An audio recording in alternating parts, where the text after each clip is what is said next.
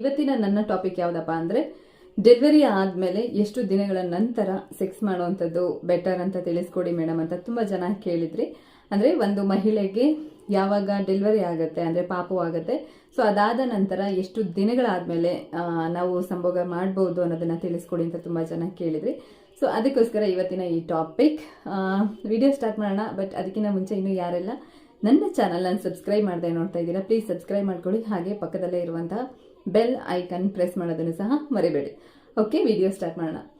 S, ಒಂದು ಹೆಣ್ಣಿನ ಜೀವನದಲ್ಲಿ ಡೆಲಿವರಿ ಅನ್ನುವಂಥದ್ದು ಅಥವಾ ಒಂದು ಹೆಣ್ಣು ಮಗುವಿಗೆ ಜನ್ಮ ನೀಡುವಂಥದ್ದು ಆಕೆಗೆ ಪುನರ್ಜನ್ಮನೇ ಸರಿ ಅಂತ ಹೇಳ್ತಾರೆ ದೊಡ್ಡವರೆಲ್ಲ. ಅದು ನಿಜನೂ ಕೂಡ. ಯಾಕೆಂದರೆ ಆ ನೋವನ್ನ ಅನುಭವಿಸಿದವರಿಗೆ ಮಾತ್ರ ಗೊತ್ತಿರುತ್ತೆ. ಸೊ ಎಷ್ಟೋ ಜನಕ್ಕೆ ಇದೊಂದು ಡೌಟ್ ಇರುತ್ತೆ, ಇದನ್ನ ಡಾಕ್ಟರ್ ಹತ್ರನೂ ಕೇಳೋದಕ್ಕಾಗಲ್ಲ ಮತ್ತು ಮನೆಗಳಲ್ಲೂ ಕೇಳೋದಕ್ಕಾಗಲ್ಲ. ಸೊ ಆಫ್ಟರ್ ಡೆಲಿವರಿ ಯಾವಾಗ ಸಂಭೋಗ ನಡೆಸುವಂಥದ್ದು ಅಂದರೆ ಸೆಕ್ಸ್ ಮಾಡುವಂಥದ್ದು ಬೆಟರು, ಒಳ್ಳೆಯದು ಸೊ ಅಂತ ನೋಡೋದಾದರೆ ನಂಬರ್ 1 ಏನಪ್ಪ ಅಂದರೆ ಯಾವಾಗ ಒಂದು ಹೆಣ್ಣಿಗೆ, ಒಂದು ಮಹಿಳೆ ಒಂದು ಮಗುಗೆ ಜನ್ಮ ನೀಡ್ತಾಳೆ, ಸೊ ಅದಾದಮೇಲೆ ಆಕೆಯ ಬೇರೆ ಅಂದರೆ ಮಗು ಆಗೋದಕ್ಕಿಂತ ಮುಂಚೆ ಇದ್ದಂಥ ಲೈಫಿಗೂ ಮಗು ಆದಮೇಲೆ ಇರುವಂಥ ಲೈಫಿಗೂ ತುಂಬ ಅಂದರೆ ತುಂಬ ಚೇಂಜಸ್ ಇರುತ್ತೆ. ಏನಕ್ಕಪ್ಪ ಅಂದರೆ ಮಗು ಆದಮೇಲೆ ಪೂರ್ತಿ ಆಕೆಯ ಟೈಮ್ ಮಗುಗೋಸ್ಕರನೇ ಇಡಬೇಕಾಗತ್ತೆ.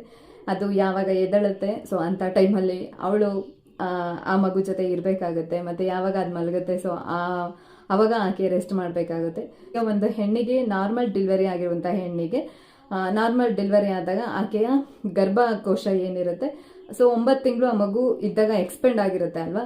ಸೊ ಡೆಲಿವರಿ ಆದಮೇಲೆ ಮತ್ತೆ ಅದು ರೀಪೊಸಿಷನ್ಗೆ ಬರಲಿಕ್ಕೆ ಸುಮಾರು 2 ರಿಂದ 3 ತಿಂಗಳ ಕಾಲ ಟೈಮ್ನ ತಗೊಳುತ್ತೆ. ಸೊ ಅದಕ್ಕೋಸ್ಕರ ಅಂಥ ಟೈಮಲ್ಲಿ ಸೆಕ್ಸ್ ಮಾಡುವಂಥದ್ದು ಒಳ್ಳೇದಲ್ಲ.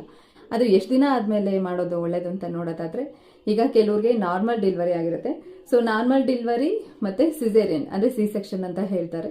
ಸೊ ಇದೆರಡು ಆದಮೇಲೆ ಯಾವಾಗ ಬೆಟರ್ ಸೆಕ್ಸ್ ಮಾಡೋದು ಅಂತ ಅಂದರೆ ಆಫ್ಟರ್ 2-3 ಮಂತ್ಸ್, ಓಕೆನಾ, 3 ಮಂತ್ಸ್. ಇನ್ನು ಸೆಕೆಂಡ್ ಒನ್ ಏನಪ್ಪ ಅಂದರೆ ಸಿ ಸೆಕ್ಷನ್ ಆದವ್ರಿಗೆ ಅಂದರೆ ಸಿಸೇರಿಯನ್ ಆಗಿರೋವಂಥವ್ರಿಗೆ.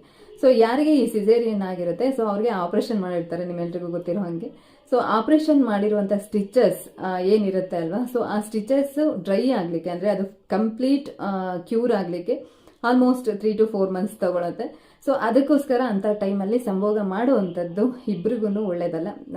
ಸಿ ಸೆಕ್ಷನ್ ಆದಮೇಲೆ ಇಮಿಡಿಯೇಟ್ ಏನಾದರೂ ನೀವು ಸಂಭೋಗ ಮಾಡಲಿಕ್ಕೆ ಟ್ರೈ ಮಾಡಿದಾಗ, ಸೊ ಅದು ಸ್ಟಿಚಸ್ ಮೇಲೆ ಎಫೆಕ್ಟ್ ಆದಾಗ ನೀವು ಅದನ್ನು ಫೇಸ್ ಮಾಡಲೇಬೇಕಾಗುತ್ತೆ.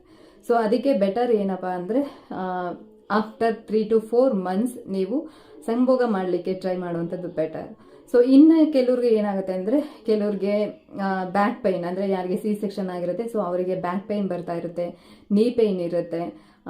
ಏನಕ್ಕಪ್ಪ ಅಂದರೆ ಅವರಿಗೆ ಸಿ ಸೆಕ್ಷನ್ ಮಾಡುವಂಥ ಟೈಮಲ್ಲಿ ಅನಸ್ತೇಷಿಯಾ ಕೊಟ್ಟಿರ್ತಾರೆ ಅಲ್ವಾ. ಸೊ ಅದರಿಂದಾಗಿ ಅವರಿಗೆ ಸ್ವಲ್ಪ ಬ್ಯಾಕ್ ಪೈನು, ನೀ ಪೈನು, ಬಾಡಿ ಪೈನು ಇದೆಲ್ಲವೂ ಇರುತ್ತೆ.